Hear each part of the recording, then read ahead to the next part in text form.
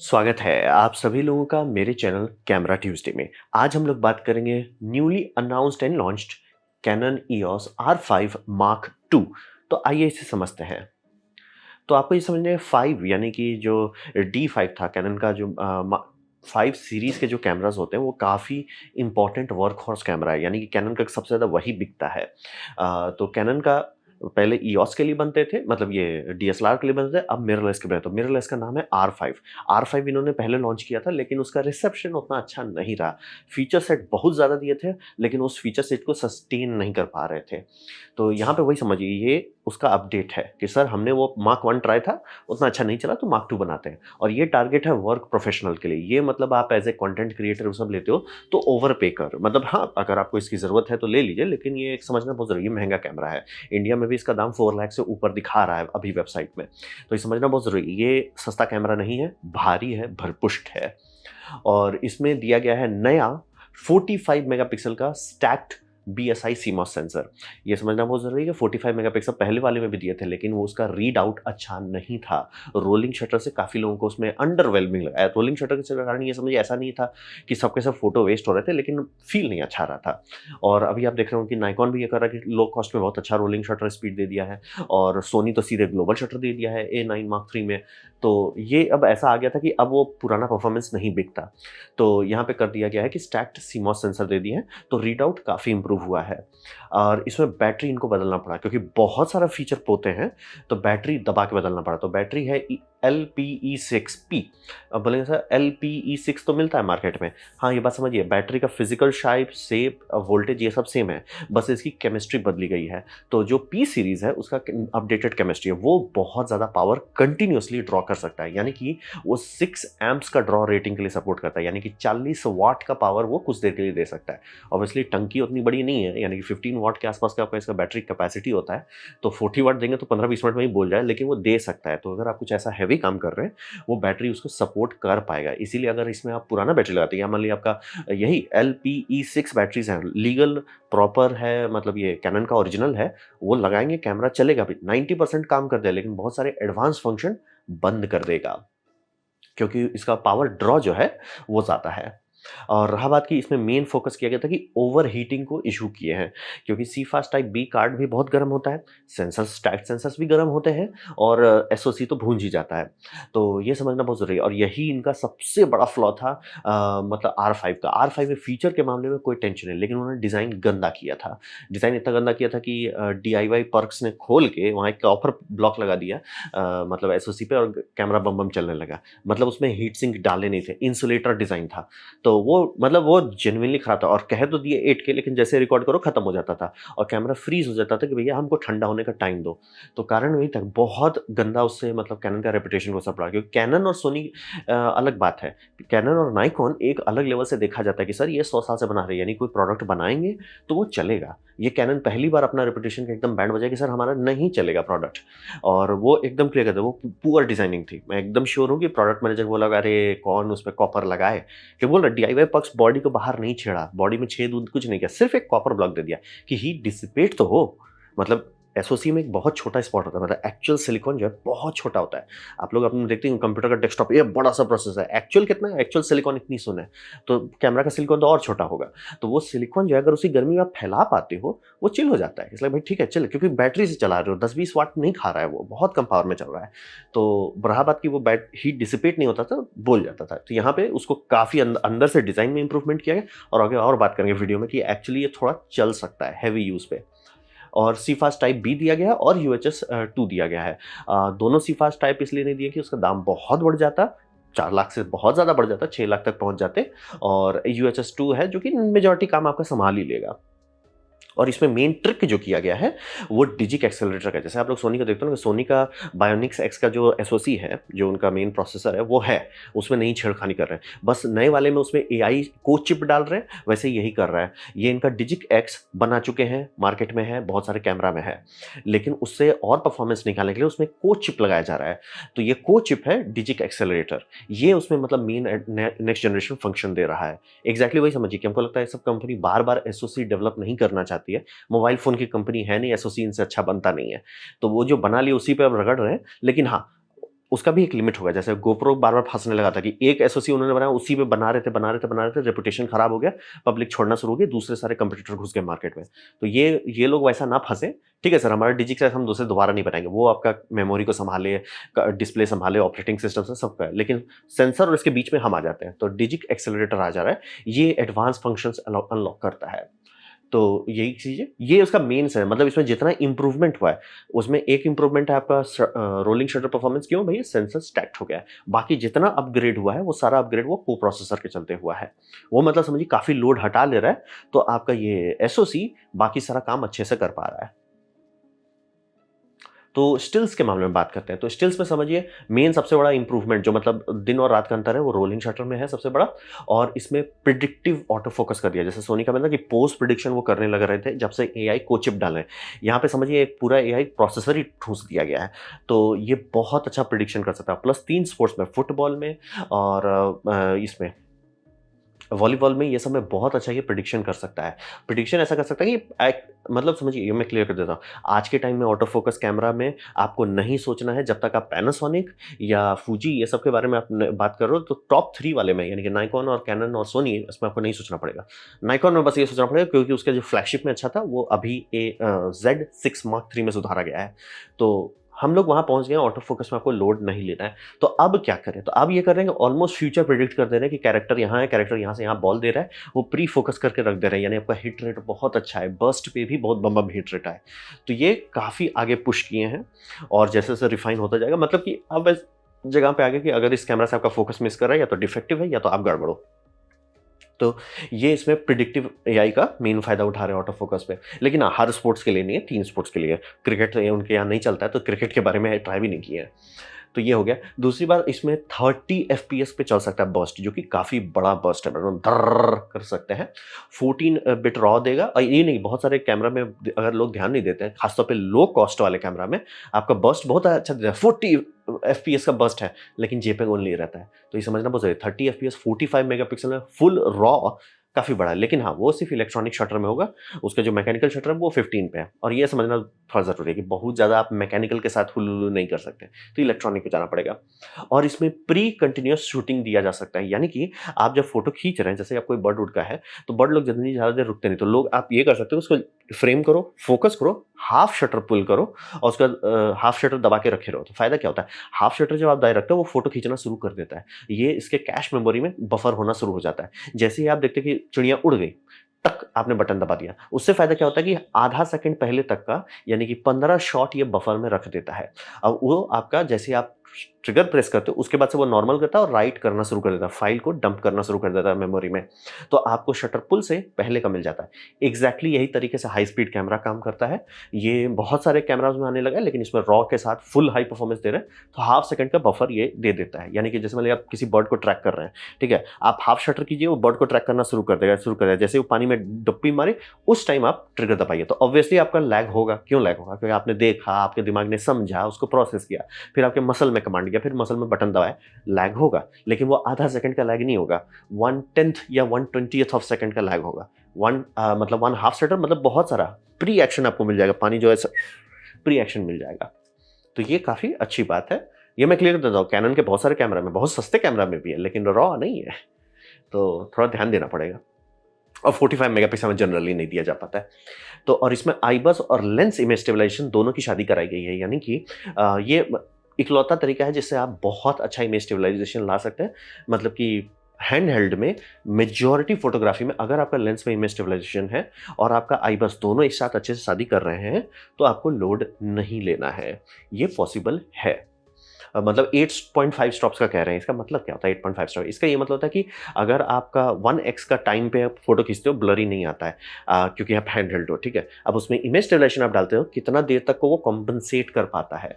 तो वो कॉम्पनसेशन का टाइम जैसे बढ़ता है, उसे हम लोग टाइम में नापते हैं, तो उसे 8.5 कहते हैं। यानी कि ऑलमोस्ट ऐसा कर देगा कि आप हाथ पे ऑलमोस्ट हाफ सेकंड या 1 सेकंड तक का एक्सपोजर ले सकते हैं बिना इसके ब्लरिंग के, क्योंकि लेंस कॉम्पनसेट करे। ऑब्वियसली आप ऐसे ऐसे ढिंके चिका करोगे तो नहीं काम करेगा, लेकिन आप कोशिश करो स्टेबल करने का। ठीक है सर, मैं कोशिश कर रहा हूँ इसको स्थिर रखने का, तो कितना स्थिर कर देगा वो, मतलब बेसिकली आप कैमरा को स्थिर पकड़िए, कैमरा बोलेगा बाकी को थारा भाई संभाल लेगा। तो ये इसका मेन फ़ायदा होता है, इसीलिए iBus के पीछे भागते हैं। और इसमें एक अच्छी बात है कि आप बर्स्ट दे दे रहे हो, 30 का बर्स्ट दे दे रहे हो, तो दिक्कत होगी, बहुत सारा कचरा बन जाएगा, जो कि होगा, ऑब्वियसली होगा। लेकिन उसमें कचरा को सॉल्व करने के लिए एक अच्छा स्मार्ट ऑप्शन दिया गया है। इसमें ब्लर और आउट ऑफ फ़ोकस का एक टैग है, यानी कि जब आप लाइटरूम में डालेंगे, लाइटरूम में आपको टैग दिखा देगा कि सर ये मिस कर दिया फ़ोकस, तो आप उसको फालतू का, मतलब आपके लिए सॉर्टिंग का काम थोड़ा आसान हो जाता है कि सर आप कंप्यूटर को बोलो भैया जितना आउट ऑफ फोकस है उसको दिखाओ ही मत हमको, वो सॉर्ट कर देगा, फिर आप और रिफाइन करना है तो करो। तो ये एक अच्छा, मतलब समझिए, ये कभी कभी होता है ना कि कैमरा बनाने का बना दिया, सारा फीचर बनाने ठूसने का ठूस दिया, यूज कैसे करोगे, तो यहाँ पे वो दिख रहा है कि ये लोग थोड़ा सा सर यूज कैसे करोगे, वो हो गया है। और इसमें नॉइज रिडक्शन भी है। एआई अपस्केलर है, लेकिन उसका कोई सेंस नहीं बनता है, बट ठीक है उसको, इसीलिए मैं बात भी नहीं कर रहा हूँ। लेकिन AI based deep noise reduction है, वो काफी फायदेमंद साबित होगा। क्यों? क्योंकि आप समझिए, कैमरा को ही सबसे ज्यादा पता है कैमरा के बारे में। कैमरा में पिक्सल्स जो होते हैं, उसमें सारा पिक्सल्स एक्टिव नहीं होता, बहुत सारे डार्क पिक्सल होते हैं, यानी कि उसके ऊपर कवर किया रहता है।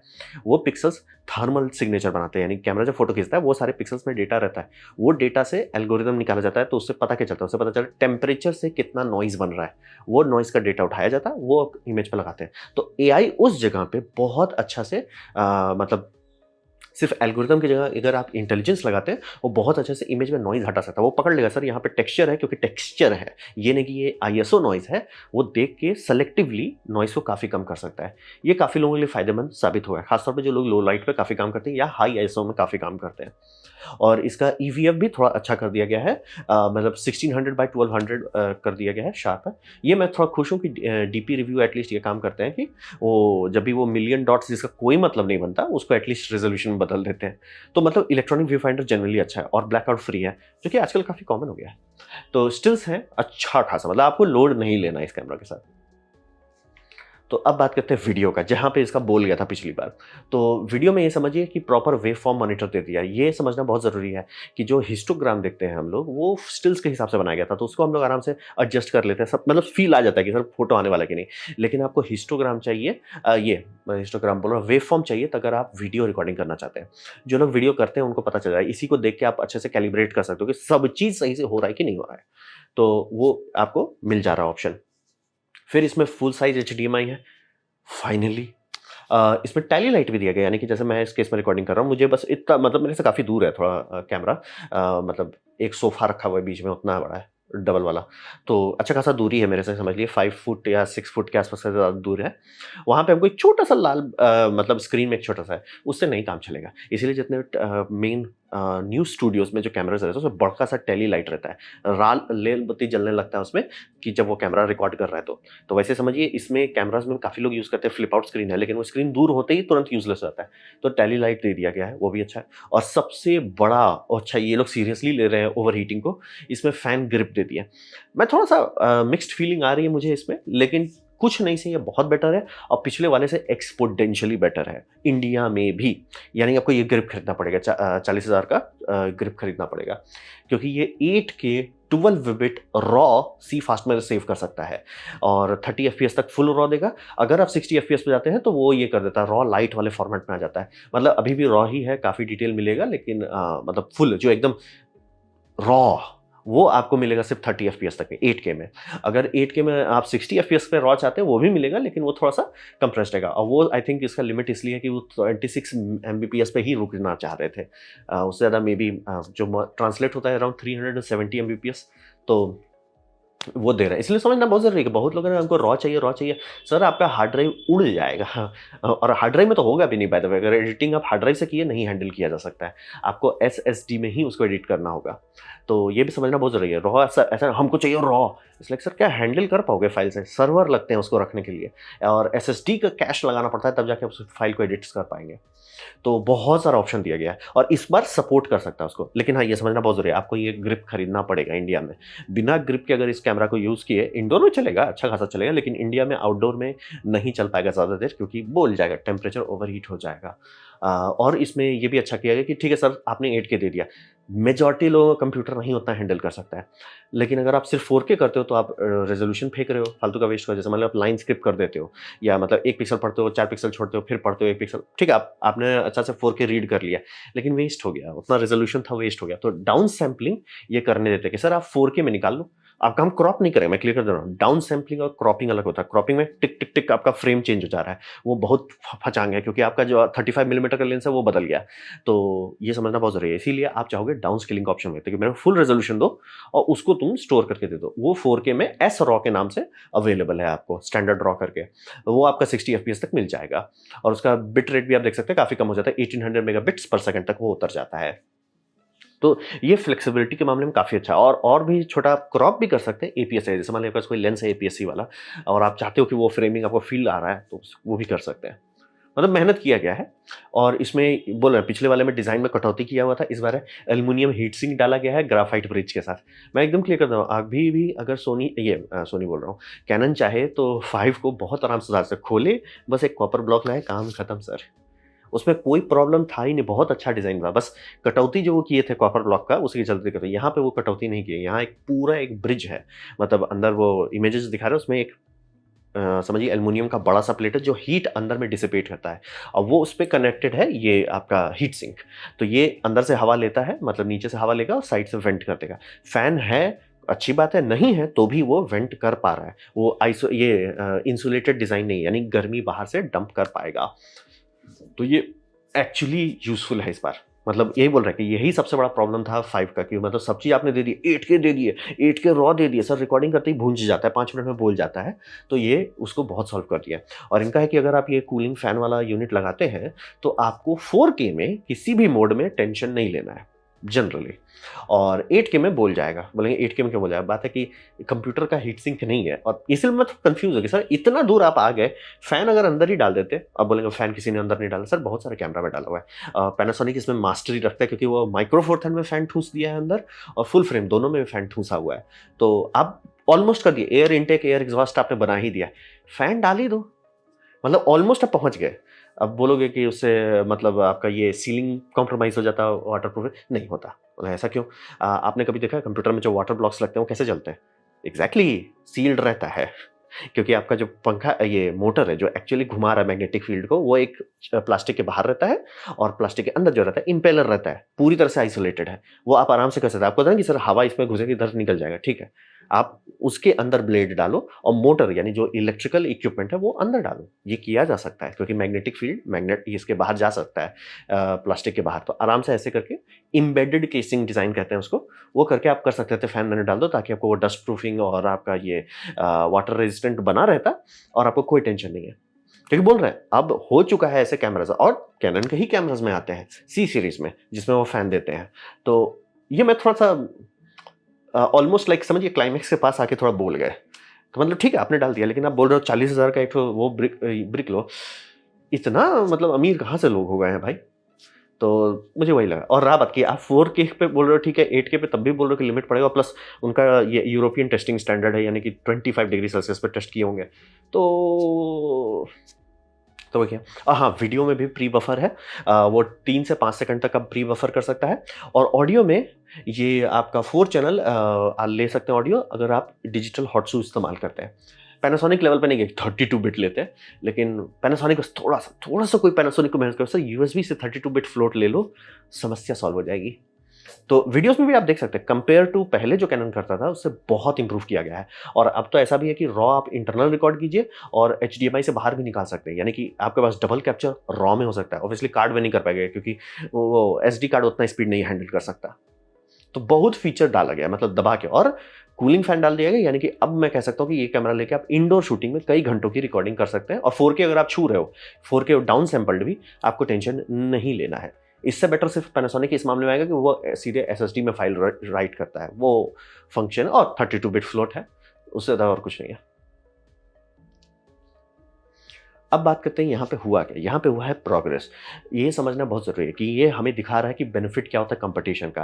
कैनन की बिक्री कम हुई है तभी कैनन ऐसा सुधरा है क्योंकि कैनन बीच में बहुत ज़्यादा लूटने पे आ गए थे। यानी कि जैसे अगर आप मेरा कैमरा देखेंगे, इसमें ऑल आई फ्रेम रिकॉर्डिंग है। यानी ऑल आई का मतलब होता है कि आप जो फ़ोटो खींच रहे हैं उसका हर फ्रेम को वो सेव करता है। मेजॉरिटी वीडियो में नहीं किया जाता। आपका मोबाइल फ़ोन ऐसे खींचेगा, खींच वो ज़रूर रहा है, ठट, ठट, ठट, ठट, ठट खींच रहा है लेकिन वो बफर में जा रहा है। बफर में जाने के बाद कंप्यूटर उसमें एक फ्रेम को की फ्रेम जिसे हम कहते हैं, की फ्रेम को सेव करता है, दूसरा की फ्रेम को बीच वाले फ्रेम को उड़ा देता है, वहाँ मैथमेटिकल डेफिनेशन आ जाता है कि क्या चेंज हुआ है। इसलिए वीडियो एडिटर्स उस फॉर्मेट को नहीं सपोर्ट करते हैं। मतलब अब दे दोगे वो करेंगे, लेकिन उसका मतलब भी मतलब प्ले हेड 2 के बीच में आ गया तो प्ले हेड को वही करना पड़ता है दोबारा। 2 की फ्रेम लो, बीच का फिर फ्रेम को कैलकुलेट करो, उसे रेंडर करो, उसे डाल दो बफर करके, तो बहुत फचांग रहता है। ऑल आई बहुत अच्छा रहता है। तो ऑल आई जो है मेरे आदम जमाने के कैमरा में है, हर डीएसएलआर में है जनरली। कैनन निकलता था, बोला एक काम करते हैं ना, हम ये फीचर हटा देते हैं महंगे कैमरा में। क्यों? हम लेंगे कैसे कस्टमर की? तो कैनन को उस टाइम घमंड था कि सर हमारी बिक्री को तो कुछ होना नहीं है। लेकिन जब सोनी धीरे-धीरे ढप्पा मारने लगा, तो सुधरने पे आ गए। और वही बोल रहे हैं कि मेरे में मिनी एचडीएमआई है, माइक्रो से बढ़िया है। फुल साइज़ नहीं है लेकिन मिनी है। तो उससे माइक्रो पे वापस क्यों चले गए? क्योंकि हम कस्टमर की लेंगे नहीं तो कैसे काम चलेगा? लेकिन जब सोनी ने ये स्टैंडर्ड कर दिया ऑलमोस्ट हर कैमरा में, तो उनको भी सुधारना पड़ा। ये फाइनली सुधार दिए। और यही बोल रहा हूँ, कैनन को अब फाइनली वो आदत छोड़ना पड़ रहा है कि सर हमारा सी सीरीज़ है वीडियो के लिए। सर आप इतना वीडियो फीचर दे क्यों रहे हो तब? क्योंकि हर बार इनसे कोई पूछता था, सर आपका ये कैमरा चल नहीं रहा, उनका सीधा जवाब होता था, वीडियो क्यों कर रहे हो, सी सीरीज़ खरीदो। और सी सीरीज़ का दाम बहुत ज़्यादा था, तो यानी कि वो बिका नहीं है। देखो सी सीरीज़ वही बोल रहा हूँ कि उसमें हीट सिंक डाला गया है फैन के साथ, तो उनको आता है बनाना, बना नहीं रहे थे क्योंकि जाओगे कहाँ? मतलब इनका बस वही लॉजिक था हर चीज़ में, घूम फिर के हमारा लेंस सबसे ज़्यादा बिका है, जाओगे कहाँ? तो सोनी उनको वहाँ पे ढप्पा मार दिया लेंस में कि सर हमारा ई माउंट ओपन है, सब लोग सस्ता-सस्ता खरीदते रहेंगे, फिर जब उनको अच्छा चाहिए वो हमारा खरीद लेंगे, हमें टाइम मिल जाएगा डेवलप करने के लिए। अब धीरे-धीरे हो रहा है कि अच्छा लोग सोनी छोड़ सक ओह बाय द वे, जो ट्रम्प के साथ ठिचू-ठिचू हुआ है उसमें मेजॉरिटी कैमरा सोनी का है, जो बुलेट कैप्चर हुआ सोनी का है, और आई एम ऑलमोस्ट श्योर कि वो जो मेन दादाजी इमेज है, वो इमेज भी शायद सोनी पे है। तो ये समझना बहुत ज़रूरी है कि ये कंपटीशन दिखा रहा है कि नाइक कैनन जस्ट वो जो हम कस्टमर की ले लेंगे, वो नहीं कर पा रहा है, तो दर्द दिख रहा है कि भैया हम फुल साइज़ दे सकते हैं इतना बड़ा बॉडी में, अच्छा देना पड़ेगा। और वहीं बगल में वेंट दिया हुआ है। तो समझना बहुत ज़रूरी है कि ये बहुत अच्छी बात है। आप चाहोगे जितने ज़्यादा कॉम्पिटिटिव, मैं नहीं चाहता हूँ कि हर कोई सोनी खरीदे, मैं नहीं चाहता हूँ हर कोई कैनन खरीदे, मैं नहीं चाहता हूँ हर कोई नाइकोन खरीदे। हर कोई चीज़ मिल-बाँट के रहे। मैं चाहता हूँ पैनासोनिक बम-बम बन जाए। मैं एकदम चाहता हूँ, तभी जाके बाकी सारी कंपनी सुधरेगी। इन बॉडी रॉ रिकॉर्डिंग देना बड़ी बात है। फुल एचडी देना जो कि मतलब सबसे आसान चीज़ था। रॉ रिकॉर्डिंग के लिए आपको एसओसी चाहिए, कंप्रेशन चाहिए, ब्ला-ब्ला चाहिए। सर फुल साइज़ एचडीएमआई दे दो, सस्ता है। नहीं दे रहे। वो उसको सुधारे। कूलिंग वेंट दिए कि सर हीटिंग से यानी इतना इनका रेपुटेशन खराब हुआ कि उसे सुधारने बैठे। और ये सब बहुत अच्छा है क्योंकि बोल रहे हैं इनके पास सीधा ऑप्शन था। हमेशा जब भी कोई कंप्लेन करता था, सर सी सीरीज़ खरीद लो। अबरी बार लोग बोले ठीक है सर हम सी सीरीज़ क्यों खरीदें? हम सोनी खरीद लेते हैं। जहाँ ये हुआ वो भाई सही में तुम लोग छोड़ने आ गए। तो ये बहुत अच्छी बात है। तो ये हो गया और अब पैनासोनिक और नाइकोन बहुत अपग्रेड कर रहे हैं अपने को। नाइकोन थोड़ा लेट हुआ क्योंकि उनका था सर हमारा फ्लैगशिप में बहुत अच्छा ऑटो फोकस है। सर फ्लैगशिप 1-2 लोग खरीदेंगे। मेजॉरिटी लोग आपका नीचे वाला खरीदेंगे। नीचे वाले को सुधारो। वो फाइनली सुधारे Z6 से, मार्क 3 से। और सोनी काफ़ी आगे जा चुका था तो अब सोनी लैग कर रहा है कि इसलिए कि उतना मेहनत करता है। मैं एकदम श्योर, मुझे दिल से जो गाली देने की मन करती है, सोनी ने एक्सक्यूडी फॉर्मेट बनाया। उस फॉर्मेट को कॉम्पैक्ट फ्लैश एसोसिएशन के साथ शादी करा के उसे सी फास्ट टाइप भी बनाया है। और सी फास्ट टाइप भी हर कंपनी यूज़ कर रही है। पैनासोनिक यूज़ कर रही है, कैनन यूज़ कर रही है, नाइकोन यूज़ कर रहा है और बचा कौन? नाइकोन, कैनन, पैनासोनिक, फूजी ये सब यूज़ कर रहे हैं और बाकी और लोग भी यूज़ कर रहे हैं। कौन कंपनी नहीं यूज़ कर रहा है? सोनी खुद नहीं कर रहा है। सोनी क्या है? हमने कस्टमर की ले लेंगे और जो लोग सोनी को जानते हैं बचपन से उनको पता होगा सोनी ऐसा ही बेवकूफ़ी किया था मोबाइल फ़ोन में, इसीलिए बिक गया। जिसे हम लोग कहते हैं मैजिक गेट। पूरी दुनिया एसडी कार्ड यूज़ कर रही है, इनका हम मैजिक गेट बनाएँगे। वो लटक गए। मतलब ये अपना कंसोल बना, हमने उसमें मिनी डिस्क जो है ना, हम माइक्रो डिस्क बनाएँगे, हम लेंगे कस्टमर की, लटक गए। ये उनका आदत है, कचरा बनाने का उनका आदत है, हिस्ट्री है। अब वो ज़बरदस्ती का मतलब ये सब कैमरा में कार्ड बहुत सस्ता लगता है, सोनी का कार्ड का दाम देखिएगा हार्ट अटैक आ जाएगा। तो ये मैं चाहता हूँ कि सोनी को जूता मारा जाए, सोनी को सुधारा जाए। कब कैसे ऐसा होगा? ऐसा होगा कि जब लोग कैनन से खुश होंगे, ऐसा होगा जब लोग पैनासोनिक से खुश होंगे, ऐसा होगा जब लोग नाइकॉन से खुश होंगे। देखिए ये पैनासोनिक का डिज़ाइन है, फुल फ्रेम है, आराम से वो हवा खींच के साइड से निकाल देगा, लोड नहीं लेने का। आपको लोड लेना ही नहीं है सर। और ये फ़ैन इंटरनली दे देते हैं, यही फ़ोर्स किए हैं इसको कि फ़ैन डालो। मतलब ये आराम से आपको दे देता है, ये इंडिया में मैं आराम से लोगों को कह सकता हूँ खरीद लो और अच्छा चांसेस है कि चलेगा। लेकिन अब मैं क्लियर करता हूँ, ये सब का भी लिमिट होता है। ये सब में कूलिंग यूनिट नहीं होता है। आप जैसे अगर रेड खरीदते हो या आरी खरीदते हो, उसमें एक पेल्टियर मॉड्यूल होता है। वो एक्चुअली एक रेफ्रिजरेशन यूनिट है, वो सॉलिड स्टेट। वो लिटरली टेम्परेचर कम कर रहा है। तो आप 45 डिग्री कर रहे हो तो वो बेसिकली सेंसर को कम रख सकता है, 35 पे कर देगा। साइड इफेक्ट बिजली बहुत खाता है। 100 वाट का बैटरी अगर आप उसमें लगाते हो, 100 वाट आवर का, वो 1 घंटा भी नहीं चलेगा। तो इसीलिए वो मैं नहीं एक्सपेक्ट करता हूँ कि ये सब में डाला जाए। बैटरी बोल जाए, सर क्या कर रहे हो? लेकिन आप समझ लो ये नेक्स्ट बेस्ट ऑप्शन है। तो ये बहुत अच्छी बात है और इससे हम सभी का फ़ायदा होता है। हम सभी को फुल एचडीएमआई मिलता है, पर्यावरण का नुकसान कम होता है, कम कचरा बनता है, बहुत अच्छी बात है।